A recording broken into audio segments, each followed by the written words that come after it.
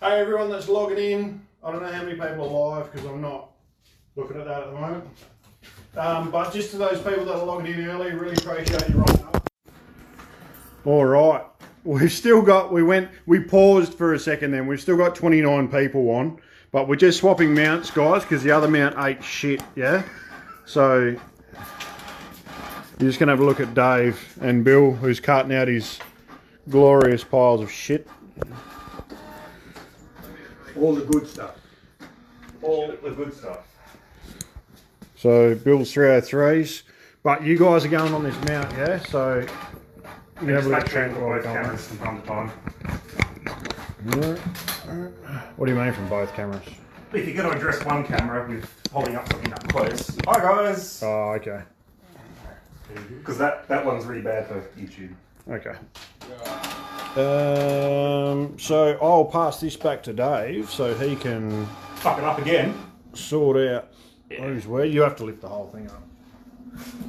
Alright, thanks to the guys that stuck with us through our problems. So Friday Night Live tonight, we're going to announce the winner of the ammunition competition that we did like 2 or 3 weeks ago and I forgot to do. So the guys that guessed the correct amount of ammunition that was sold during the supposedly crazy COVID period, and so we're going to announce that. We hit 30k last week, so Trent's going to announce the big giveaway and how you can win it. So stay tuned for that. Trent's going to talk about some of the stuff that Adler does that isn't bought into the country. Wait, what? Fuck me, mate. We went over this 3 fucking times. You've even got a Redditor bloke to print out shit for you, you fucking... Oh, okay, no, it wasn't that I was... What? Oh, okay. You slack off because, oh, it's my birthday, I don't have to You work must be today. the only one that's busy, eh? Repair stuff. Bill's going to talk about, I don't know, some old crap. No, I don't want to. I did want to talk to you, I wanted you to talk about that spring, but unfortunately it's not finished yet. But we can still talk about the metallurgy side of that as well. We're going to talk about some training stuff. New course that we're announcing, but also the long range course. No, the marksman course was the last one that we ran. And then we ran a private long range course as well. So we're going to talk about that, and we're going to talk about 308 as a calibre in like a review sort of thing. That's the one that I'm actually waiting for. So, what's this? Is this like a... Oh, is this audio? I've got no idea. That's the microphone. So, that's how we get better audio for like YouTube and stuff, is it? Yeah. Yeah, sweet. So, because these are going up on YouTube as well. So, hit us a like, make sure that you can hear us, let us know. We're going to be keeping an eye on the comments, but in the meantime, I'll pass over to Bill, who's probably forgotten what he spoke about last week. He's probably going to talk about the same thing again. Yeah, most likely. No. And I'm going to fix the camera while Bill's doing that. And if you want me to zoom in on anything, just let me know. Just going to do a little bit of a chronological on how the 303 cartridge served the British Empire and all the colonies. Sorry. For around about 80 to 90 years, and in some places of the world still serving well. Who's using 303 now? India, Pakistan, Probably ISIS. yeah. They've got nuclear weapons and they're still using 303s. ISIS have nuclear weapons. They make 303. No, Pakistan and India. Oh, yeah, but it's easier to throw a 3-0 than something. Yeah, but you think they would have devised something a little bit more contemporary. We'll starting off with this Sorry, guys. delightful old Martini. Now, the British started building these Martinis as a military weapon in about the middle of the 1800s. This particular rifle started life as a Martini Henry, #1, and it was built in 1861, according to that site. So what calibre would it have been in? Because that predates 303, doesn't it? That would have been in 450 calibre. 5.77 450. Yeah, really. That's the original 5.77, So what was chambered in that? the old brown bear. Sorry, the earliest ones are these, So here is this big and it's, phallus-shaped projectile, which I can't focus on. But you'll see that it's got a steel cup with a cardboard cartridge with the projectile in the top. Yeah. Sorry, I can't focus, but Paper patched lead projectile. well, click on the screen so it'll 577 or focus. 580 There we go. roughly. That's a bit better. My dirty fingernails are in it now. But Now, typical. yeah, whatever. Brits, typical Brits never threw a thing away. So they then went to the small bore. Super high velocity round, was it? Yes. So overbore cartridge now. Well, I wouldn't say that. No. And it was, it started life as a paper cartridge, then they went to wrapped foil. This particular specimen is made in Kirki in India, because they used them out in the colonies to suppress the natives quite a bit. It went on to become a drawn brass cartridge, which there's an example of a brass cartridge there. But as you can see, it's a pretty rough looking thing. That's rolled brass. They had a bit of trouble with them in the tropics and with extraction when the guns got pretty hot. It was hard to get these out. And so typical. What were they shooting Zulus with? Yeah, something like that. Yeah, so that's around that. Yeah. But and they had a bit of trouble with extraction when the guns got hot. So typical Brit wouldn't throw the gun away and start again. They just put a longer lever on it, so you had a bit more leverage to tear the cartridge out of the chamber. Beautiful. But typically, this poor old gun, they weren't going to retire it in a hurry. In 1896, they sent it back to Enfield, and Enfield rebarreled it to 303. So it had a second life, and funnily enough, a second life in Australia, in Victoria. It would have come out here to the colony. So in 1896, would have come out to the colony in early 1900s, most likely, and would have served out here for quite some time in 303, which was the modern small bore cartridge. So it served well, because then the British decided to go to a magazine rifle. They started talking about this in the early 1880s, mid 1880s, and by 1888 they decided on a design, and out she came. This one is a Mark I. This one was actually made in 1898, and as you can see, it's got a slot down here. That was for a clearing or cleaning rod, was fitted to that in there. They also fitted them with volley sights, which I'm getting a bit closer. went out to 2,600 yards. So that's a rear volley sight. That's a rear So you volley fold sight that there. up, and then you dial that Yeah, dial around. to the correct whatever mark you wanted to shoot out to. And why were they called volley sights? Well, the idea was that a section of men would stand in a group, all fire at the same target using the same setting, and it was harassing fire. All these projectiles would land roughly in that area. Are there, famous stories of the exploits of marksmen using volley sights, or? I don't think so. Okay, It so might well it be. wasn't a terribly successful thing. No, it was like small bore artillery. Right. You know. What else is unique about this original design? It has dust cover over the bolt, so that Well, this one's got it on there too. yeah, Because so they often go when missing. the bolt's shut, the action is completely enclosed, so you can't get any dirt in there. Right. It's also got a magazine cut off, so the trooper could have a full magazine of ammunition in the gun, but he wasn't allowed to use the magazine until his sergeant told him to. In the meantime, he had to close the magazine off by using this little swinging gate. Yeah, right. I would have flicked that off real quick. When you see the whites of their eyes, you certainly would. But is that an original number 1 Mark I? Yes. That one's got the original barrel length and everything?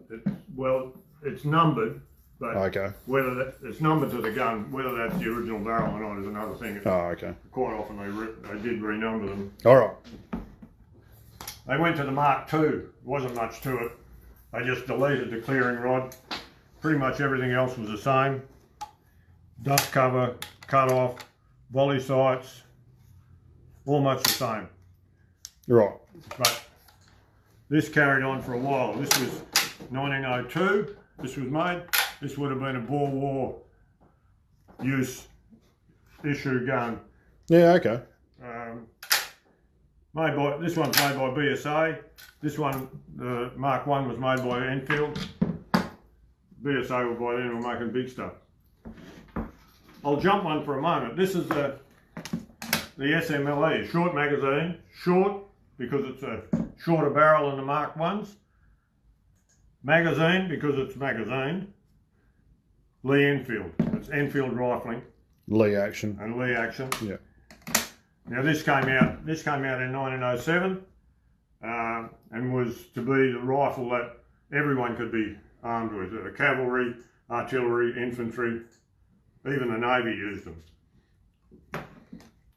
And just to keep things on an even keel, when these were introduced, the Rifle Association decided that if you were going to compete with an SMLE, you couldn't compete against the #1 because the #1 had much longer sighting radius. So you had to cut your #1 off if you wanted to use it as a target rifle. So this is what's called a range pattern #1. And this particular rifle, made by BSA again, in 1900. So it was 7 years old when this one came out. Just a sec. I just want to see what Trent's furiously looking at. Well, I'm trying to look up Adler firearms and their bloody website's down. Sucked in. So I've been stitched up again. Anyway, keep going. And I haven't got a #4 here. Oh, well. There's a really rusty one in the repair room. Yeah. Did you get that? Yeah. Nah. Doesn't matter. Who cares about #4? Right? Who cares about #4? It's not like Aussies used them. The #1 Mark III served the Australian Army right up until 1955. Is that a Lithgow made one? This, not this one. I beg your pardon, it is. It's a Lithgow made one. 1944 this one was made. So how many did they make between like 1940 and 1944, 45? Oh, I don't know about that. Between 1913, when Lithgow started making these rifles, and they finished in 1956, they made 640,000 of all. They made a few various experimental ones, but 99.9% #1 Mark III stars, which was the simplified version of #1 Mark III. Yep. The first 2 or 3 years it was #1 Mark III, which had a volley sight, a windage adjustable rear sight, and a few other little things that were deleted to make them cheaper to make. So what's the next one? This one's quite well made. This is Brit's attempt to get a carbine to work. The #5 jungle, colloquially known as jungle carbine, but it was never called that officially. It was just a #5 rifle. It's derived from a #4, which should be in between here, and I'm afraid, sorry folks, I've left it behind. This was going to become the Britain's main rifle in their army, but then they decided not to. They were experimental with self-loading rifles, building all manner of self-loading rifles in the early 50s. What self-loader were the Brits mucking around with? They were experimenting with a rifle called the EM2. Then eventually they decided on the FN, which became the FAL. FAL, yeah, and which then they modified because you couldn't make a metric pattern rifle in England. It just wasn't possible. They never had any rulers in metric, you see. So they had to change all the dimensions to inches. So the SLR in Australia, Canada and England is known as the SLR inch pattern, and every other FAL in the world is known as the metric pattern. Beautiful. So yeah, wonderful. Yeah, I think that it was a great idea. Caused a few headaches, I think. Then this is just, I might have had this out before, but this is an Australian production SMLE, real early one, 1917. So First World War. First World War production. Was still in use during the 30s and into the 40s. What usually happened was they were very accurate rifles and in the hands of a good shooter. So they were recalled and fitted with a heavy barrel and a few other little bits and pieces and issued again in the late 30s. And then during the war, we decided that we needed a sniper rifle. So they recalled the heavy barrel models because I knew they were excellent rifles. Fitted them up with a scope and a cheek piece and a new barrel, new wood usually, and reissued them again as sniper rifles. And they served the Australian Army up until certainly into the 70s, early 70s, when we changed to a Parker Hale 1200 virtually, what it was, with a scope. And this is a derivation of the number 4, which is the L42 or whatever they call it. It's been converted to 308, been proof tested in 308. They fit them with a new magazine, do a little bit of work in the bottom of the action to get the magazine to fit in there. They fit them with a 308 mag, cheek piece, number 32 scope, which was originally designed to go on the Bren gun. That's why you'll see the windage adjustment is on the left hand side, normal scope adjustment, windage adjustment on the right hand side.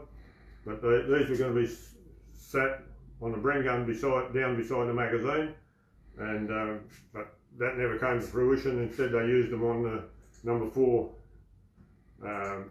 303 originally, which was a full wooded number 4 rifle, just accurized and had a number 32 scope fitted to it. And then when the British Army changed over to the SLR and they were making 308 ammo and the 303 ammo was running out, they decided in the early 70s, 1970, 71, to change a lot of their 303 sniper rifles into 308s. And in the design and what they decided to do was put a longer, heavier barrel and do away with the wood supporting the barrel at all. And they became absolutely... so if it's a sniper rifle, why has it got a front sight on it? Because you can take the sight off, and if you know, normal soldiers, you've got to make things soldier proof as well as idiot proof. This one hasn't got it, but you can take the scope off if you've got it damaged, and you could use the front and rear sight again. Yeah, all right. Go on sight. It was like an emergency. Cool. You can see they're so easy to take the scope off. The idea was that you took the scope off and carried it in a separate bag, but it's actually a tin case to protect it, and only put it on the gun when you really want to use it. But I don't know if that would have happened a lot. Maybe if it was pouring with rain or snowing or something like that, you might do that. But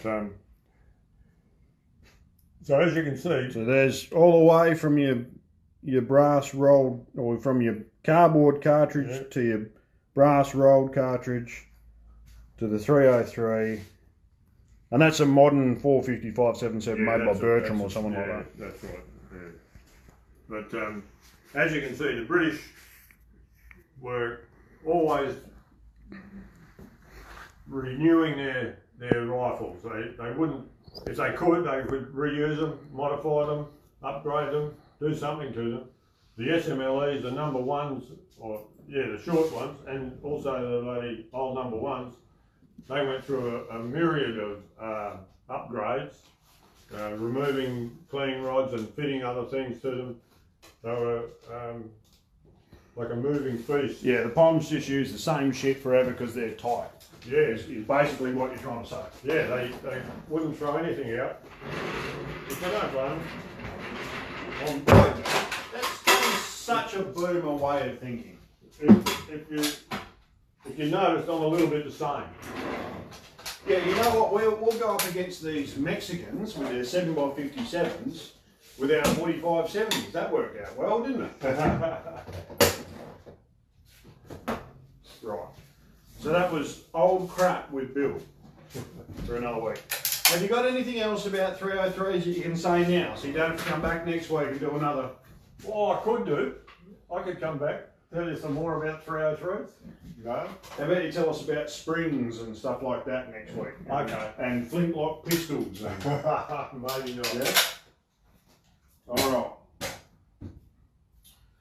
Thanks very much, guys. Give us a shout out. Make sure you can hear us. There's going to be competitions in relating to how much people like and share our videos. So make sure you get an extra couple of likes in, and you'll be in a better chance of actually winning something. Do you want to talk about the competition first? No, I reckon you do your ammo giveaway one first. Okay, so the ammo, And then we'll move into the good one after. so the ammo one, which is we're just giving away some promotional gear. It was won by Keith Wetton. So he guessed 250 average with 100 as being the most frequent amount of ammunition purchased. The average was actually 230 and the mode or the most frequent was 100. So very, very close. Well done, Keith. If you're watching, come into the store, hit us up and we'll get you some promo gear. But Trent is now going to talk about... Well, not Adler apparently, because their website's down and I didn't have a chance to look it up. But, nah, what? Calm down. Okay, so he's going to talk about his giveaway though. I'll talk about my giveaway. I'm just going to get rid of these out. So if you didn't already know, yeah, we hit 30k last week. Really appreciate it, guys. The last fortnight. What's that? Didn't have one last week. Oh, a fortnight ago, yeah, we didn't have one last week. So last week we were running a private training event out at the park. So it was just me, Trent, and a couple of guys that paid for a private course that were out there. So we felt a bit rude just leaving them to it and doing our own Friday night live. So we didn't run one last week. But we're back today. Just flogging my feet. Well, you're going to be talking about your Savage giveaway. Yeah, I am. About hitting 30k. and everything. Well, while you're doing that, I'm going to check the comments and do shout outs and that sort of stuff. okay. Ken's back again. Ken's here every week. How are you, Ken? Good to see you. It's good to see you this afternoon in the store as well. So, Blake Bell. Yep. I'm here, Trent. cool. Hi, Blake. A couple of weeks ago, we put the call out there, didn't we? We put the call out there. We said we want to go. You got a pen? We want to get to 30,000 views on one of our episodes. We actually want to get to 30,000 views on all of our episodes. But we put it out there, we gave you guys the task, and you guys responded. So, because you guys responded, we've come up with something to give away. We said it'd be something good, and it is. So what we've decided on is we are going to give away, I don't know if they can see that properly all the way over there, Dave. Yep, cool. Savage A22R in 22 Magnum. We're going to give this gun away, but there's a couple of things that we need you guys to do. First up, we need to hit 30,000 views again on the episode. Second, need you guys to like us. Pretty simple. Third, No one likes you. no. But like the video. Yeah, Yeah. that's cool. I don't really care if he's like me or not. So, third up, need you guys to tag 3 mates. And then fourth, in the comments, write down what you like best about the episodes. What do you like watching? What do you like that we do every Friday night for you guys? And out of that, you fill those criteria and you will go into the running to win this. Now, obviously this is only open to Australian residents because I can't send it overseas, but it is open to all the guys around Australia. If you do win this and you're over in the eastern states or you're over in Hey, Steph. South Australia, This is watching, by the way. hi Steph, Northern Territory, any of those, we will get it to your nearest dealer for you. If you're in WA, you win it through us, we will help you get it licensed. But you need to do those things first. So you need to tag 3 mates. You need to like the page, and you need to put in the comments why you like watching our show. You do that, you're going to draw to win it. Ross has gone home and he's watching us from home. Ross could have stayed here and He could have stayed here and helped us. And So, whatever, get stuck Ross. in, Hi, Ross. get it done, but tag 3 mates as well. If they then jump on and watch and put a comment in and tag 3 of their mates, well, they will go into the draw as well. But we have to hit 30,000 views. If we don't hit 30,000 views, then we try again next week. All right? So let's get this happening. Let's get this gun away. It is paramount that you guys have a go at this because I really do want to give this away. What colour was that Ruger Precision in? There isn't a Ruger Precision. Not really good precision. Oh, I thought he was talking about the rimfire. No, he must be talking about the TAC 01. Well, it's not a TAC 01. Troy, it's not a Ruger Precision, it's a Tic Tac 01 and it's in 308. Yeah, did you? We should had 2 or 3 people like ring us up. Hold that gun, I'll be there, and haven't seen them. And no one's turned up. That's why it's still there. Alright, So, so, if you want one, they're not easy to get. so get cracking, get tagging. Let's go. Let's make this happen. Oh, have you finished? What else do you want to say? No, that's right. So, yeah. So shout outs, Chad Taylor, thanks for joining us. Joel Simmons, Scoops is on. He came late, he missed something apparently.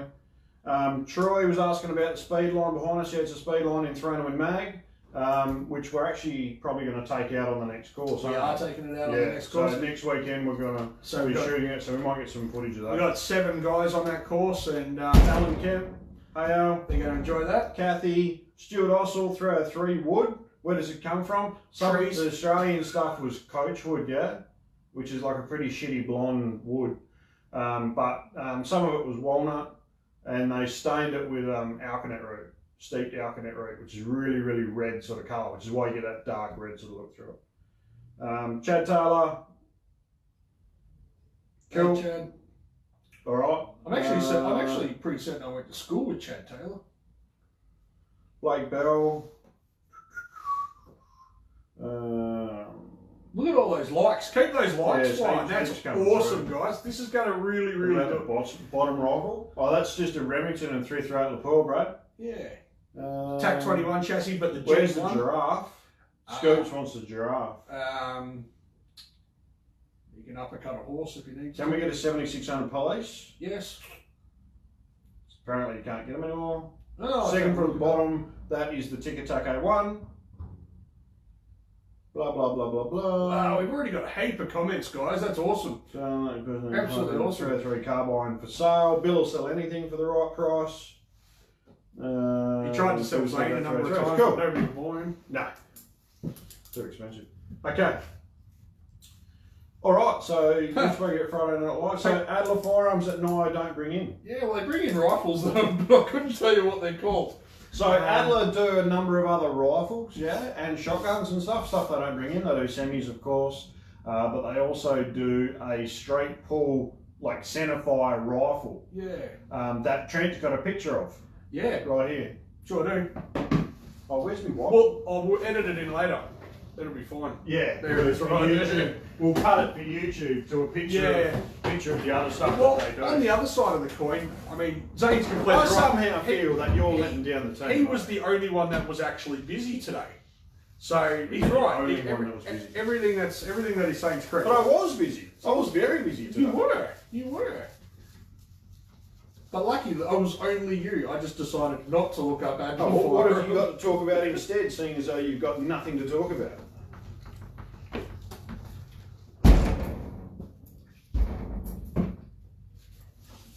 I could run this show without you. You do realise that. I would fucking love that. Fucking so would I sometimes. What, you mean I get to go home on All right, Friday well, I'm night? going to talk, and then you can wipe that down. Oh, all right. There you go. Yeah, I got it. Hang on. Someone wrote on it with a permanent marker. Yeah, that would be you. Okay, so we ran a couple of weeks ago, we ran a marksman course, which went really well. Really appreciate the guys. I think we had 6 guys on that course, 5 or 6 guys. Yeah, we had quite a few actually. Course, so they did really it was well. really, really good. In the meantime, we are getting new tables out the farm because the ones that we've been shooting off aren't as steady as what we would like. So Bill made a new table and it's like 1.2 metres tall and it's way too high for anyone to sit at. So at the moment we're just dumping our bags on it and that sort of stuff, but good try, Bill. It's not a bad Ed. Like, it's a good design, I reckon. It was just a touch high. We just go out there and cut the legs off. Well, this is only working. But I don't think, I don't know. He'll claim that he did it off my measurements, but I don't think he did. So, but what we're wanting to do now is we just ran a long range course for a couple of private clients who've run a long range course before. So we went into a few other things like we really narrowed down some of the data and got it absolutely smack on and did really well. Unfortunately, both of them at different stages had a couple of little errors with their guns, but we're able to fix it on the go, so that was really handy. So we've got a long range course next weekend, which is fully booked. It's actually overbooked. It's actually hugely booked. So that's going to be a lot of fun. But next week sometime I'm going to have to do a couple of things for the next course. Yeah. So, but next weekend's also the Wafter AGM, so I'm going to have to shoot back after the first day for the Saturday AGM. Who's let the team down then? No, I'm carrying the team, mate. So I'm going there, doing all the hard work, coming home, and then going to the Wafter thing and doing working there. So Are you cooking dinner? that's pretty much the only thing I won't be doing. You won't be cooking dinner either. What, you told the trail? What are you actually going to be there for? What, good looks, personality? So nothing. But one thing that we're wanting to be doing, and I've said this before, but I'm going to be. Are you going to be there? Who's going to be running the shop on the Saturday? Oh no, Saturday will probably have to be closed anyway because we're going to be at the Wafter thing. Yeah. So everyone's coming here on Saturdays anyway. Yeah, Nick and Ross can run it on Friday. Who wrote on this in bloody non-whiteboard pen? Probably me. Carrying the team again. What I've said it before, and I'm saying it out loud now because that way I'm sort of going to be able to have to commit to it, is that for a while I've been writing a course, and I've done a lot of work on it recently, but what it basically is an introductory, like, beginner's course. So it's a theory, so it's going to be like 50% theory-based course, and then it's also going to be have a practical aspect to it. So like no shooting, but there'll be handling, like safe handling and direction and that sort of stuff. And what it is it's a course for people who are new to shooting, which since we've been reopened from COVID, we've had a lot of new people coming through, and a lot of these people have never handled a firearm before. So they'll actually come in here, buy a gun, do their application will come through, the police will deem them safe because they've done the awareness test, which is a bit of a laugh. They'll come in here, and when they pick their gun up, that'll be the first time that they're actually handling a firearm usually. And so a lot of people have been asking us, do you do a beginner's course, you know? And it's some people are wanting to do it maybe because they're perhaps a bit embarrassed, they don't want to go out with their mates, and when they get their workout that they don't even know how to take the bolt out of the gun, yeah, or clean a barrel or something like that. So this beginner's course is going to cover all those sorts of things. So not only is it going to cover like all the safety aspects of things, what your requirements are under legislation, it's also going to cover stuff like farm etiquette. Yeah, so how to behave correctly on a farm, what to do, what not to do. Livestock. It's about how to open a cocky gate and that sort of stuff. Yeah, because a lot of people have been hitting the guts with a cocky gate arm because they don't know how they work. You know, so there's going to be a bit of stuff like that in there, and there's also going to be able to handle a firearm. People who've already got a license can bring their own firearms along as well. And what we're also hoping to blend in there is just a basic maintenance side of the course as well. Yeah, so you'll learn how to fit a scope properly if your scope's not fitted correctly or anything like that, or what to watch out for.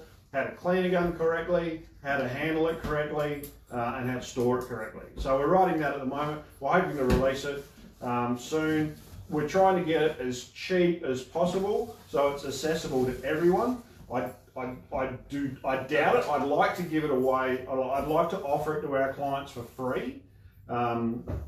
but I just don't know whether it's going to be feasible because it is actually going to have quite a lot of content, so it's going to chew up a lot of my time, and so I just don't know if it's going to be feasible for me to do it for free, but I'd like to do it for free. Where are we going to run it? But I'm going to try and run it minimal as possible. We're going to run it next door, yeah? Nice idea. So it'll be run here at Beacon Firearms. So that's the new beginners course. Long range course is booked out, but we do have a marksman course in October, and then we have another long range course in the first weekend of November, yeah? Which is already, I think we've already got 3 or 4 people on it, so we'll take another 3 or 4 people on that course as well.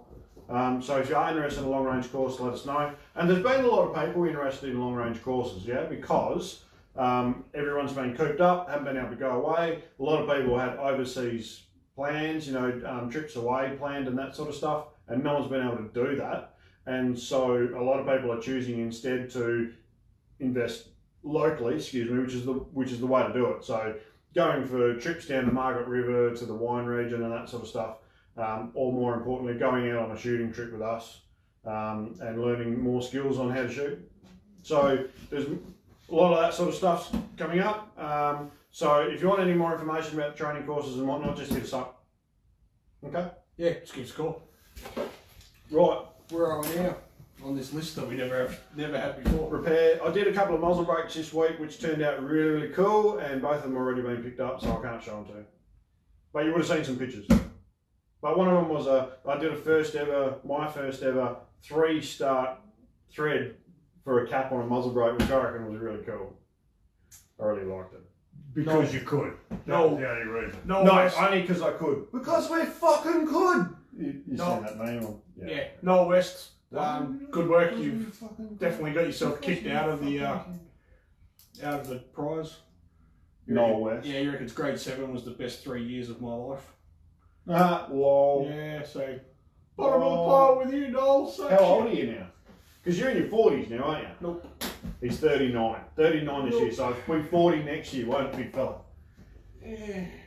Well, I'm still 32. Yeah, right. Right. What else have you got to talk about? Nothing. Any other shout outs, any other comments? Stuff that we're there's doing heaps going on there. There's heaps of people laughing. You can all get fucked.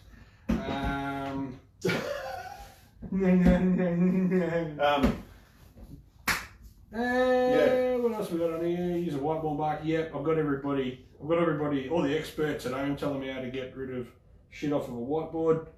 Oh, do you want to tell everyone your story from last Friday? Nah, not particularly. No, come on. Start telling your story. The lovely gentleman you met at the survey. Come on, start talking. I'm going to go get a can of Coke. You want a can of Coke? Yeah, I'd love a can of Coke, actually. Start all right. your story. So, as shooters, we're probably well aware that the outside public don't really look at us with any favour. We're kind of a bit weird to them. They don't really understand what we do. They don't understand why we like it. So it's one of those stories. And we head down to the farm. So I went down to my local survey just to fill up the patrol before I head out. And I was wearing my vest. Now everybody's seen my vest. It has a great big Beacon Firearms on the back of it.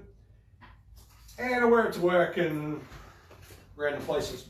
So whilst I'm filling you up, can see it because it's nicely stretched out from. yeah, over the top of my huge fucking back muscles. That's right. Now talk about your new pistol after this one if you want. Oh yeah. And Phil. Yeah. Yeah. Thanks, asshole. No worries. Keep telling your story. So anyway, I'm filling up the car, and I noticed some guys pulled in next to me filling up his car, and he keeps staring at us. So I do the only polite thing and not stare back or give him the finger, even though I felt like it. Walk inside to pay for the fuel, and of course, there's an excuse me, and as I turn around, it's old mate from the fueling up. Now, I can't remember his exact words, but they went something along the lines of, why do you think it's good to be promoting instruments of death and destruction and war to the general public, especially children? And he was right, there was year 12 students in the servo getting coffees and donuts and stuff like that. And he caught me by surprise, to say the least. I wasn't expecting to have an argument, nor was I looking for one. So a few things went through my head. The first one was to tell him that he was a fucking idiot and that he should probably put his elbow on the bench somewhere, make a fist and headbutt it a few times. But I decided that that's probably not how I wanted to go about it. So I basically just said to him, mate, that's great, you have a good day. I hope your day gets better and I haven't ruined it too much. Probably not exactly in those words, but things to those effect. I paid for my fuel and off I went. When I got up to the meeting point, we met Zaine and the other guys that were on the course. I told them about it, and there was a lot of funny banter thrown about of what we should have said. The consensus was that you did the right thing, though. Yeah. And you just said, whatever, mate, and just kept going. He wasn't looking for a debate. He was looking for an argument. You're never going to win with people like that, so what was the point in trying? I could have told him any number of things like, you're a fuckhead. You have no friends, only your mum loves you. But I didn't. Well, because originally when you told me the story, I thought it said something, he said something along the lines of, how do you sleep at night? Yeah, it was something. How do you sleep at night selling guns and weapons of mass destruction? And my suggestion was for you to reply with, I sleep really good on top of your mum. Which would have been good. And then we did actually come along with a few other ones like, mate, it's going to be very hard for you to eat corn with no fucking teeth. Maybe don't talk to people like that. That can end an argument from further than you can see. Talk a lot of shit for a dead man. Yeah, which Something probably wouldn't have ended as well as we thought. The agreed upon thing was that he did the right thing and he just turned around and walked away. What we wanted to throw out there was how many of you guys have ever come across that? You know, the I don't want to call it prejudice, but it is a little bit. It is prejudice. Discrimination that we face as shooters. You know, have you been to your kid's school and you know, other parents might get an idea that you shoot, or you know, people at work, or do you hide what you do as a passion from other people because you don't wish it to be known that that's what you do because of the fact that we're going to be held in such. But you don't want the argument, basically. Yeah, exactly. You just want to avoid those sorts of arguments and stuff. You know, so and yeah, I think there's an element of that. But if you think about it, I mean, you were there and there was school kids, you know, there was year 12 kids and whatnot in there buying a coffee or whatever, iced coffee before school. Yeah, it wouldn't have been the right thing to punch on, would it? No, that's right. And in reality, probably not. You know, punching on with a 50-year-old something is not really on. Because it wouldn't have mattered. Because if you punched on with him, everyone would have just said you beat up an old man. Yeah. And if you got your ass whooped, which is probably what would have happened. Yeah. You would have looked really bad on you. You just got your ass whooped by an old man. That's right. And I don't like getting punched in the head anymore. So no, he would have thrown one, and I would have defended it like this. Yeah, you would have gotten clapped. Yeah. So it's one of those things. Also, you want to be careful because if you get involved in a bloody fight, first thing that'll happen is you lose your gun license off. Exactly. So we're in a no-win situation. And realistically, you shouldn't fight over. Like, if someone says something to upset you, you really shouldn't have a fight with them. Exactly. Like, violence is not really the answer. Yeah. So we're not 16. Anything like that. We're not 16 and playing football anymore. But like I was going to say, is those 17-year-olds, like 25 years ago or whatever, less, 23 years ago, when I was that age, 17-year-olds had firearms licences. So I grew up out in the country. A lot of people would know that. I grew up in No1 and I went to school in Katanning. The key word is growing up. I grew up. And I went to school in Katanning on the bus. Yeah, but that's when the boarding school was there, the infamous boarding school at Katanning. And a lot of the cockies kids boarded at the boarding school at Katanning, yeah? And when you were 16, you get a firearms licence. And the guys at the boarding school used to have shotguns. They'd walk down to the shotgun range and shoot shotguns after school and then walk back, and they keep their shotguns under their bed in the boarding school, yeah? And I always remember because on the school holidays, they would come back home to No1. They would come back on the bus and they would bring their shotguns home with them, and they had their shotguns on the bus. So that's why I always remember. So we've gone from an instance where it was just a normal part of life, because the cops in Katanning, couldn't have cared less, I don't think. Like, they certainly didn't really, there was no incident, so they never investigated anything. I don't think they really cared that these kids who had licences had shotguns. Your phones are in.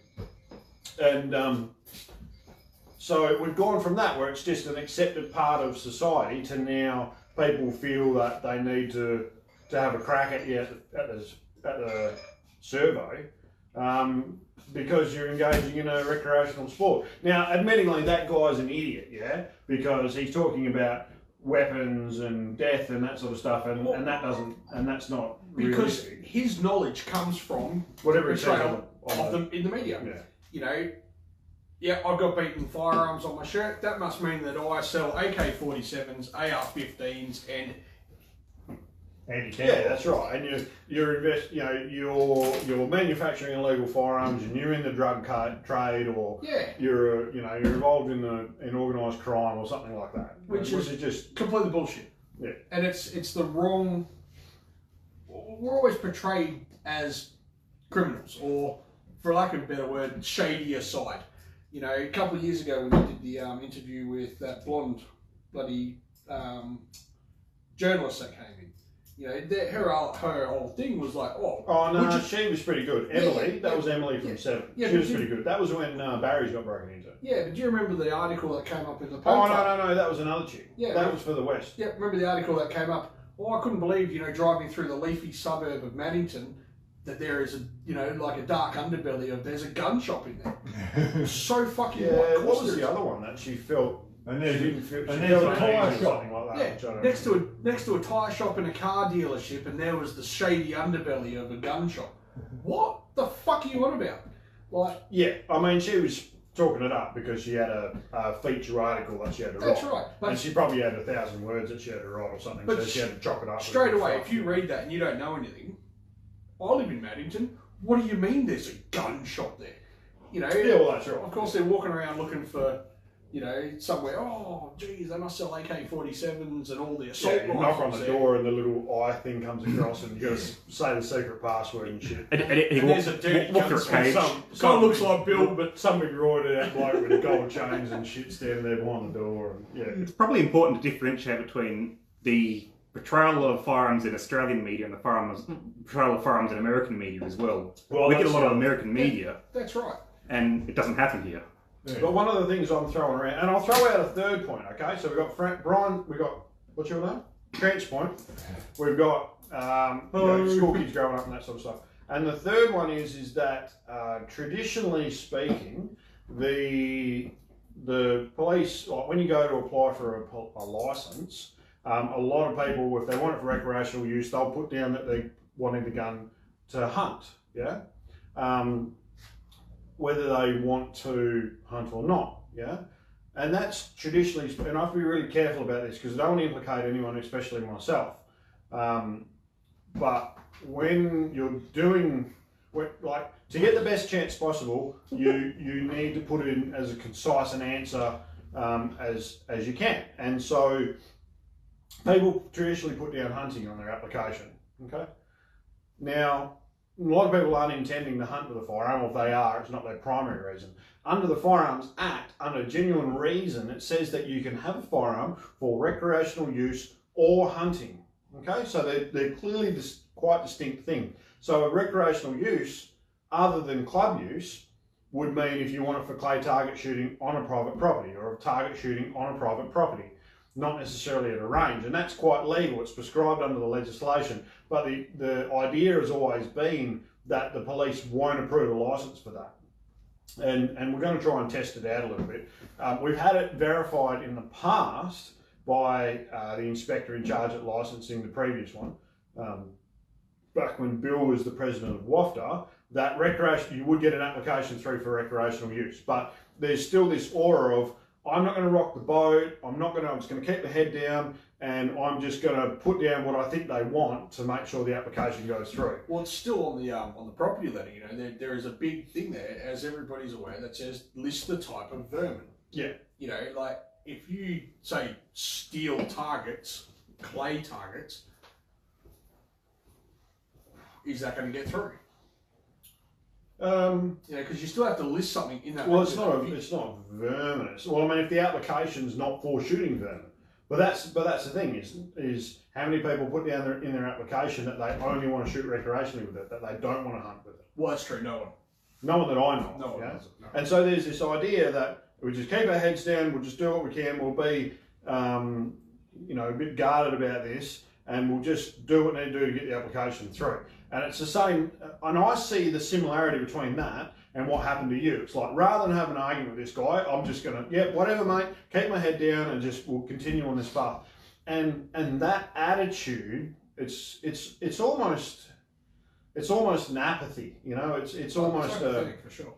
Like whatever. I'm just going to keep doing what I'm doing, you know. And us as shooters will sort of, you know, we'll stay segregated from the rest of society in that regard. You know, they don't need to know about us, and they can just continue what they're doing, and we'll do what we do.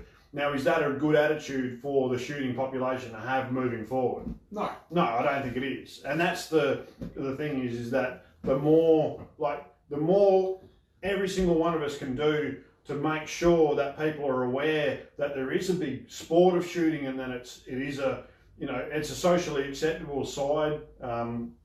It's, you know, it's good enjoyment. There's a really good positive, you know, social benefits to it, economic benefits to it, and all that sort of stuff. Discipline. Sorry? Discipline. And a good discipline to get into, you know. People of all ages can get into it. The more that we don't hide what it is that we do, the better it would be for us as a sport. So that's just my 5 cents for the week on, and I'm still trying to flesh out a little bit more, because I haven't given any recommendations what people should really do yet. I'm still trying to flesh out what the problem is before I really start addressing how do we fix it. But hopefully in the next couple of weeks I'll have a written blog, and I'll record it as a podcast and everything as well, so people can listen to it. And in reality, it's not. And what I think it's not going to be an easy fix. The more vocal we are, and the more forward we are with our argument, the more we become, you know, that militant style of, you know, we're forcing it upon everybody else. There's going to be a fine line that needs to be drawn between us promoting our sport and our passion, as opposed to ramming it down other people's throats. We still need to flesh out exactly what the problem is, though. But it's going to be a difficult one. You It's know? definitely going to be a difficult one. I believe part of the problem is the way the media portrays everything that happens in the US, Absolutely. Firearms, and people in Australia who don't know anything about firearms or don't own firearms, take that as being, well, that's what must happen in Australia. But I mean, we can't do much about that unless Kerry Packer or Murdoch's watching right now, and you can like do us a solid and like stop putting shit in the newspaper about us. And maybe just slip us a cool million. Sorry, don't think Kerry Packer will be watching. No, he did. What about Rupert though? Rupert. Kerry Packer. No, sorry, no, I mean his James. James Packer. Yeah. Isn't he pulled out though recently? Didn't he? Like, fuck this and like. Yeah. Spat the dummy. Was he with what's her name? Markle's sister or something. Kerry. It's his dad. No, Kerry. Wayne Carey. No, the singer. Yeah, Mariah Carey. Yeah, that's right. I doubt he pulled out of anything. Anyway. She would have been. No, I'm not going to make that joke. I'm going to think about the other joke that's going to tie onto the back of that, and we'll talk about that later. I really wish I could have come up with a name earlier. You got your phone? You got any more shout outs? We've got lots of people going on. Lots of comments on that. I'm going to read through the comments after the show, and hopefully I can get some help there to try and flesh out this problem a bit more, and I'll hopefully write something on it during the week. Thanks, Nathan. Sorry, I made happy birthday sausage.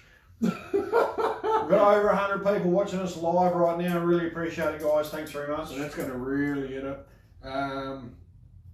Maybe we can do I must be saying something that people want to listen to. Christian, no. Maybe we can do the Joho thing and knock on people's doors. Hello. We'd like to talk to you about the Church of Firearm Users. Have you ever thought about getting a 308? All right, that's a great segue. Let's move on to 308.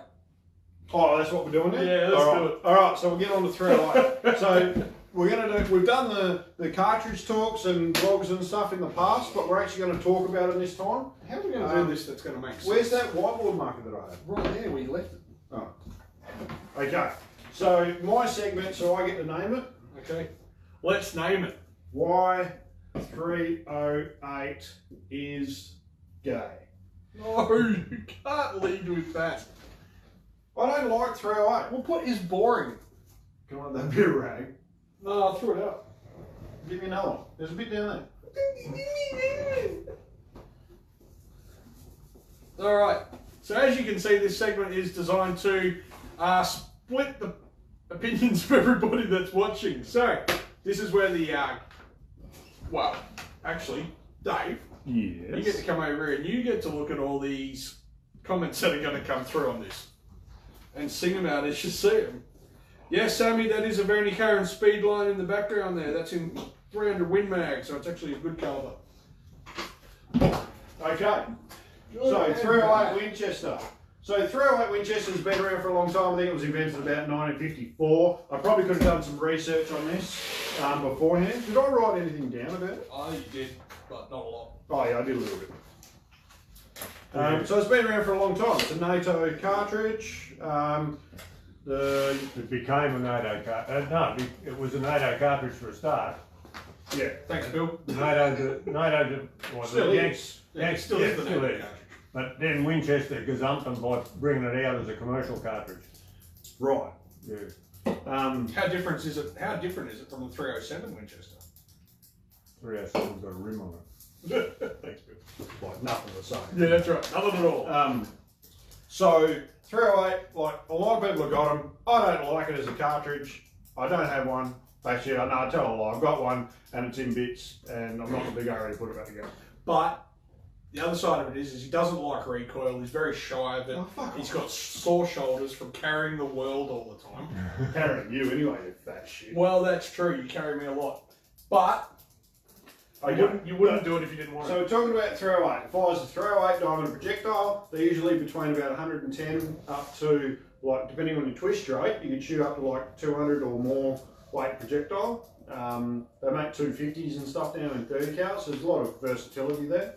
And we'll get into that a bit more. But generally speaking, the 308 cartridge is available everywhere. So that is a pro. Definitely pro. Do you want me to write? You You've got a terrible write.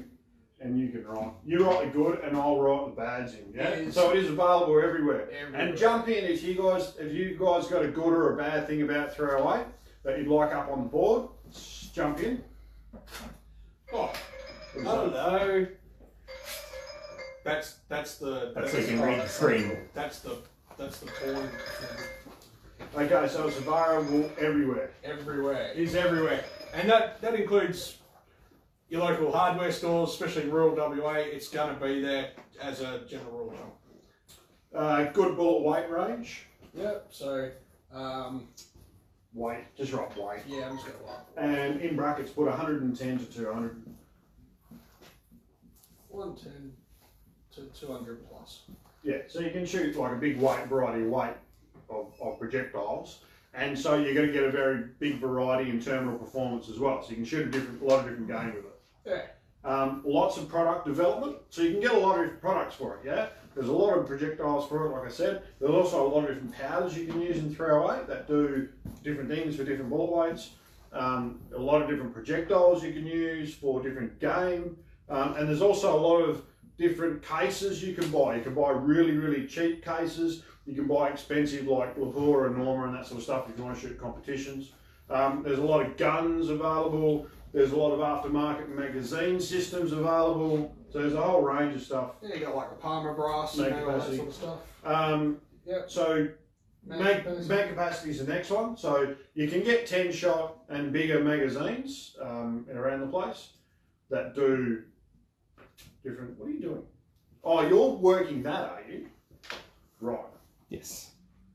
So you can get a lot of different We could look magazines. we could look like the Beastie Boys in this one.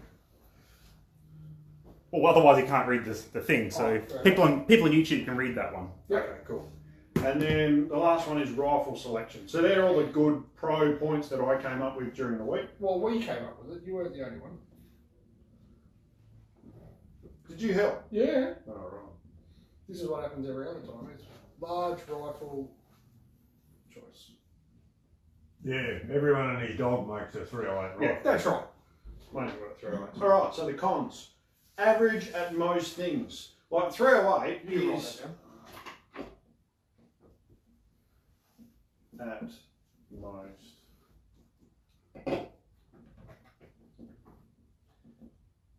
So 308's like one of these good at everything, master of none kind of cartridge, yeah? It's not really great at any one thing. It doesn't really have enough case capacity for that projectile weight to be really good at the heavy projectiles or the light projectiles.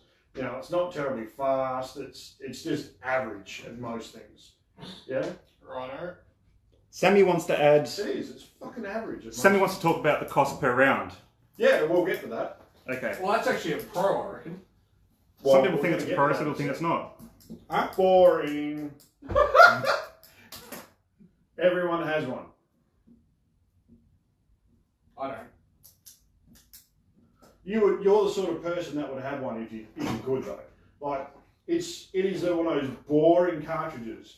You're like the Ralph Wiggum of fucking in the shooting fraternity. You're boring. No. It's not boring, right? It is.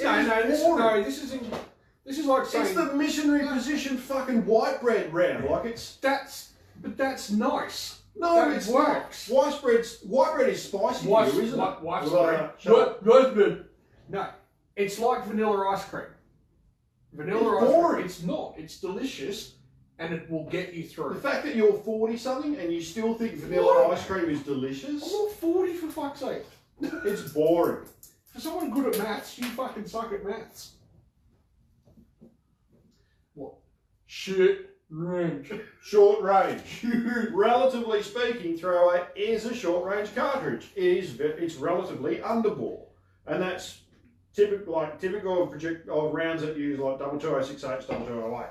They're relatively underbore, and yeah, the people are going to say, oh well, the F-class shooters use them. The police like saying, oh, F-class shooters use them, so they must be good. No, if it wasn't a challenge, they wouldn't be using it. You know what I'm saying? Like if it did it easily, if it shot 800,000 metres easily, if it wasn't a challenge, no one would be shooting in competition. Is there a hyphen between 800 and 1,000? 800 to 1,000, you know? Because when you consider it, if you've got like a standard, up until about 10 years ago, most American guns in 308 came out standard with a 1 in 12 twist barrel. And that was made to shoot up to like sort of 175, 180 grain projectiles depending on their length. And they're only supersonic out to about 850 metres. Yeah. The European guns came out with a 1 in 11 twist barrel. They were made to shoot the slightly heavier 185 grain match projectiles, and they're only supersonic out to 815 metres, depending on your height of sea level. So really, it's not really a 1,000 metre gun. The only way the F-class shooters and whatnot have been able to get it to shoot 1,000 metres is by shooting a really light, for its size, 155 grain projectile, firing it as fast as they can, trying to get high ballistic coefficients to get it to stay stable at 1,000 metres so they can shoot targets. But even then, at low altitudes, it suffers. Like if you're shooting at a high altitude, yeah, well then you'll get it to shoot that far. But generally speaking, it's not a super long range cartridge. Not when you put it up against like any custom 243, 6.5 Creedmoor, or any of the 6.5s and that sort of stuff. 6.5, yeah, 6.5, yeah. 55. So there's a lot of cartridges out there that actually outperform the 308. So it's not a long range cartridge. 6 mil. And ammo is not relatively cheap. Wow. So yeah, if it was coming in at the same price or similar price to 223, then I would say it's cheap, but it's not. What's a packet of 308 worth? $44. What's a packet of 243 worth? $44. It's the same price. Like it's not like 308 is considerably cheaper than other options on the market. But what's the problem there? Is it the fact that 308 is as cheap as 243, or the fact that 243 is as expensive as 308? Well, I mean, that's half glass, half full, half empty type thing. At the end of the day, if 308 was so popular, and if there was so much of it out there, and so many guns being manufactured, and so much ammo being made, do you think it would be made and it would be available much cheaper than other things like 243? And it's not. It's not that much cheaper. Oh, well, it's not cheaper at all. No, it was not cheaper at all. Not in federal. No. And maybe you could buy some shit Yugoslav ammo from somewhere that blows your gun up, and that would be cheap. But I mean, that's a mood point because then you have to factor a new rifle into it every 3 or 4 boxes. Rebuilding your face and stuff. That's always a cost. All the dental stuff. So, what other comments have we got? Have we got any other comments? Lots of people want to talk about 6.5. So we're not doing that tonight. We're not talking Yeah. about 6.5 It's tonight. We're talking 308. about that next week. What's the cheapest 30 cal? To own, In What, 308. ammo ammo wise. or rifles are we talking? How's about I'll just give it back to you? Thanks, Dave. Helpful as ever. Thanks, Thank you. Dave. Thanks, mate. All right, Right, let's have a right, look. Trent, do you use ballista? Yes. Aftershave. There's an aftershave, yeah. It's the lady's gone. He sprays it into his hand before he has. People reckons his 22 goes at least 1,200,000 miles. Yeah, that'll be right. Alright, fuck off. There we go. Michael Sheehan reckons the 308 is a good medium game cartridge up to 500 yards. It's like a V6 Commodore. Common and boring and slow. Agreed. Fucking turns air and fucking fuel into noise. Good work.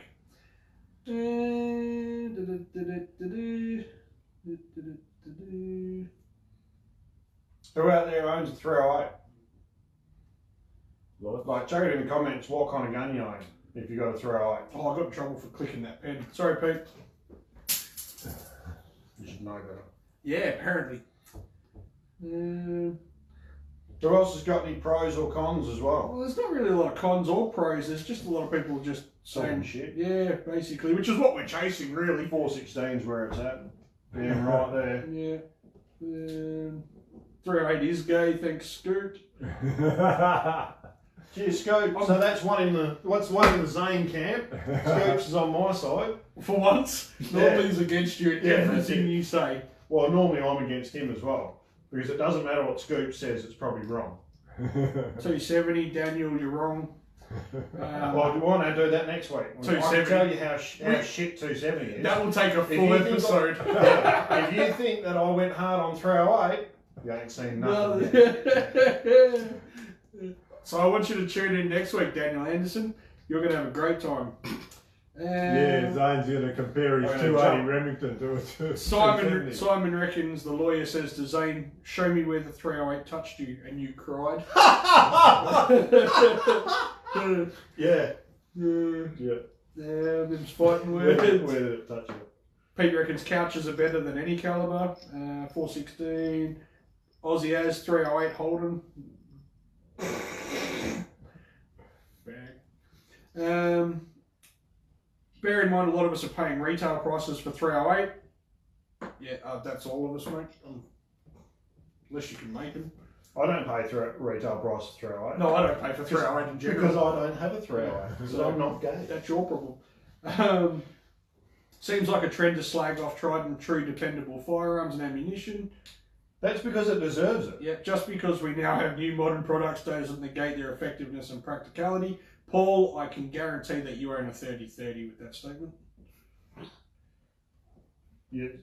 Paul's probably been watching Bill's start to the show. Yes, Right. Douglas! Nice work. He reckons the Beaten Beastie Boys. Yes, that's what I'm talking about. No other pros and cons? Oh, that's probably what I'm getting through. Ken laughed that you called me Ralph Wingham. No.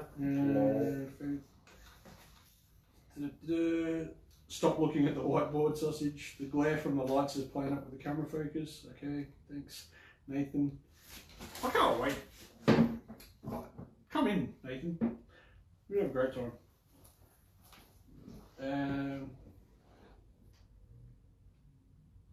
Shit, love it. Right, so no other pros and cons? Nah, happy birthday. Thanks, James.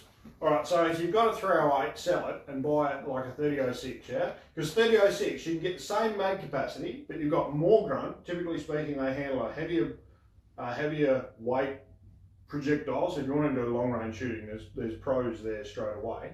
Lapua manufacture, do Lapua make 30? Yeah, Lapua make 3006 brass, so you can get good brass, good produce, good powder, all that sort of good stuff. 6.5 by 55 is another really good option, and both of them give you an extra. Like if you consider a 308 and you change to a 6.5 Creedmoor for long range shooting, you would actually have almost 50% longer distance capability. Yeah, Yep. you go from like 800, 850 to 1250 Yep. supersonic. So there's a lot of reason to change. But with a 6.5 Creedmoor, you can't handle the real heavy pills. So if you're going after camels or donkeys or anything Well, I big think the like heaviest that. they do anyway is 153 at the moment. Yeah, but that's a 6.5. match projectile. Yeah, that's right. So it's really not designed for shooting anything Big. living anyway. Yeah. Apparently I'm not allowed to turn around and look at the whiteboard, so I'll have to do it all over my shoulder. What? Just turn around and write what are you writing? Oh, I wasn't. I was just about smart ass. Yeah, okay. Yeah. So yeah, if you like Scott Davey reckons 300 Win Mag. Damn straight, Scott. Yeah. Damn straight. That's why you look like Wolverine, son. so 300 mag, man, extra more grunt again, but cut your magazine capacity down. Yeah, but you'll need less bullets. That is true. You only shoot everything once. That's right. You just fuck it up once and that's it. Alright. So we done on 308. I thought more people were going to join in and say, no, it's good for this reason. No, it's crap for that reason. I actually No one's thought the same thing. I thought this was going to be a really big debate. They just want to listen to us talk shit. Scoop reckons 6.5 by 55. Absolutely. Scoop, that's because you're old. No, 6.5 by 55 legitimately is a really good cartridge. Yeah, I know, but we're not going to tell him that. No. Remember that You know time? what he needs to do? He needs to improve it. Remember that 6.5 time by when you 55 fell 4 mils short? Oh, that's right, you don't work in mils. Old bastard. Did you hear that time you dropped a furlong and a half short? Old bastard. Old bastard. Yeah, what else we got? What about the 7mm in between? Similar weight's really popular in New Zealand. New Zealand. With the Cuzzies brew. Well, it's because they've got a lot of game that is 7mm weight's really well suited towards. Yeah. Because again, you're shooting a slightly lighter range of projectiles. Yep. Slightly more overball, so a little bit higher velocity, so you tend to get a bit better terminal performance. So there's a lot of points on that. If you want to read more about terminal performance, there's actually a New Zealand website. I think it's called Terminal Research or something like that. It's a New Zealand group of guys. I bought one of their books. It's really, really interesting. It's all about, they focus a lot on terminal performance, how bullets work when they enter the game. So if that interests you, I really recommend looking into that. But yeah, 7mm is a good cartridge for that sort of stuff. I've actually got a 7mm. Maybe I'll pull it out next time. My 7mm that I bought from Max Williams, and anyone who's been in the industry knows who Max Williams is, or has been around the firearms industry knows who Max Williams is. Probably one of the best gunsmiths West Australia's ever had. And so I've got his custom 7mm on a Mark V that he built, and it's got mallee root 4N tip on it. It actually looks really nice. So he put the 4N tip on, and he got Ken Davis to checker it because he doesn't do checkering apparently. He never did checkering. Nathan reckons if we make a 300 sausage, you'll buy it. And What would you do? SOSIG. Sausage! Sausage! 300 sausage! Oh, What can we do? It'd be a straight wall case. Nah. Yeah. Could we do... No, if it's a straight wall, then you can't have... You'd have to have a belt or a rim on it if it's straight wall. Unless you want to headspace it like a pistol cartridge. Oh, no, Nick. No. 260 Remington's good. No, it's not. It's not, Nick. What? 260 Remington is shit. 260 Oh, Remington. 260 Remington. Yeah. Well, funnily enough, 260 Remington was an absolute fuck up. I've already written a blog article on it, so if you want to go to my website and read about why it's crap, alternatively you can wait a few weeks and I'll tell you why it's crap. Well, But 260. Well, this would be something we do the next couple of weeks, I reckon. Well, unless it's in a custom single shot long range rifle build, 260 Remington is shit. What about we take one with us next week Well, I've and show got, people? yeah, we can take. Well, I don't own one. I don't even have one here. I wouldn't have one in the shop. Like, if 260 Remington came in here. you can make a 260 Remington shoot as well as a Creedmoor In a single shot. in the right gun. Yeah, in a single shot. Like, not in a magazine fed gun. Magazine, 308 magazines aren't long enough for a 260 Remington. Yeah. You've got to have. So the problem with the 260 Remington. No, I'm not going to go into it now. I'm not going to tell you why it's crap now. We're talking about 308. We're talking about why 308's crap. So I'll tell you why 260 is crap in a few weeks. Pete, Trent and Zaine, show us your guns next But Friday. let me know. Yeah, I can pull some guns out next week. Oh, I know we can't because we're actually away on a course next week, so Or we're going to do Friday night live next Friday. Are we going to do We it? can do it from the club. It's not a private course. There's going to be me and you. Bill, you're going to be there. All right. Well, And we've got people. We've got catering, so well, we can take some it's not guns like out. we're going to be cooking. So we can take some guns out then, can't we? Some of our own. Where? at the farm. Out the farm. At the next weekend. Yeah, Mel's cooking next weekend. Is she? Yeah. God, she's a great world. Oh, now you're going to go out, aren't Yeah, you? you're I right, wasn't yeah. going to go out. Like Mel's cooking, I'll be out. Nick said, funny, I bought it from you, but it is a single shot, I admit. That's lucky. Oh, Nick Holtz. Yeah, Nick Yeah, I know. I know the 260 there. Yeah, I just wanted to see whether you put your Yeah, foot because in he it. got 308. He had a heap of 308 brass, and he formed it down to 260 for shooting competition. But if you do that, you got to neck turn your brass. All right, Scoop, will there be Friday night live next Friday? Yeah. It sounds like yes. Sammy, how about 450 Scoops, Bushmaster? you're going to have to make a guest appearance next week. Yeah, Scoop. 450 Bushmaster. Yeah. 450 Bushmaster. That's a shit caliber.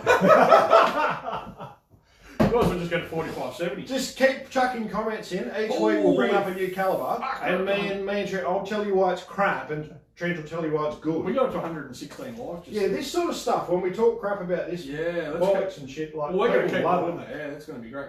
All right, what else are we doing? That's all Because I had planned have pretty got much. to 10 to 7, Yeah, so I think we knock off. start to call it. Okay. All right, just heads up about the competition. Yeah, so we are going to reiterate. Are you going to have any info about Adler rifles next week? Probably not. No, Lazy shit. no, because I don't really care. All right, we can't sell them, so what the fuck? It'd be like me talking about them. Oh, I know. Let's discuss. No, well, if we get a heap of people, we've got 30,000 people on here, and 10,000 people want to order an Adler straight pull, we're in Bushy up and say, Bushy, get us some of these guns you prick. If you guys want us to try and order a straight pull Adler rifle, put it in the comments below. Say, yeah, I fucking want one of those. I'll have 5. In those words, and I still won't talk about it because I don't care. All right. No, I'll hit Bushy up. That's like saying, oh, you know what you should talk about? The fucking life and times of the Chris Vector. Can't have it. Fuck it off. Who cares? All right. So, if we hit 30,000 views on this episode, we will be giving away this, a Savage A22 22 Magnum. It is just the bog stock one, but we'll be giving it away. So, Cold coffee. No. So, There you go. tag 3 mates to watch the video, like us, and in the comments below on this video, write down what you like watching about the show. What's the best thing? What you want us to see us do? What you like us talking about? Bill's old shit doesn't count. Oh, of course it It's does. about us. It's all about us. More importantly, it's my competition. So whatever you like about me. But that's my comp. What do you reckon? I wasn't listening. Okay. So are we calling it, or are you going to say something else? Yeah, everyone's jumping in here saying they want an Adler in straight pull. No, they're not. There's 308. not. Adler 308. Straight pull 308. I want one in 308. Yeah, I need 10,000. 10,000 Adler of rifle. these. Fibre my guarantee. Absolutely. Yeah, 10,000 of you. 10,000 of you say that you want an Adler straight pull. Michael shared you can't I'll- shoot better than 5 MLA, so it doesn't matter. Look at how good you could look Straight with pull this. 300 mag. You know what I want? Straight pull in 375 Shaytak. Of course you do. Or 37. I settle for 375 Ruger. But 308 hurts your shoulders. Fuck off. Oh, Don't you give me shit. my little girly shoulder hurts. I'll take my 416 out next weekend. You can have a shot out of that. I'll shoot it right-handed. Yeah, only because you'll cry. You shoot it left-handed and bruise your shoulder. I'll shoot it both The ends. rest of the weekend. I'll shoot it like that. Oh, yeah. Go on. Yep. Well, next weekend we're going to watch. Trent's going to wear a 416 to the head for the firing. It's not like And that. split him open. Over the shoulder. Adler straight pull and 50 cal. No worries, mate. Shoot it no-handed. Well, that's fucking impossible, isn't it? Yeah. How do I touch the trigger? With your cock. With my cup. All right, so we're going to call it. Thanks, guys. Thanks so for tuning in. what is it? Liking and you got to tag 3 of your mates in the comments. Yep, tag to 3 go of in your the mates. running to win that. Yep. Um, The video, the episode's got to hit 30,000 views minimum. which it should do because we've It got should, massive 'cause numbers. we're of pretty people. close. Well, we just had 130 views just then, Yeah, so, yeah. you know. But tag 3 mates, like the page, the Beaten Firearms page, and in the comments write what you like about watching the show. And if you feel like it, share it as well. Definitely share it. How are you going to pick? It's not. We're just going to pick. We're going to get everyone that's commented and done everything correctly. Yep. We're going to allocate a number to them. Then we're going to draw a number at random, and that person will win the gun. And I'm also going to go back through any comments, and if any of you have called me fat, you're out of it. You're fat. All right. Because I'm going to win it anyway. That's right. No, I don't want Fatty. it. All right. Thanks a lot, guys. Have a great weekend. Thanks, guys. Have a good weekend. Me and this dickhead are on tomorrow. Yeah, we're working tomorrow, so we'll see you then. Catch you then.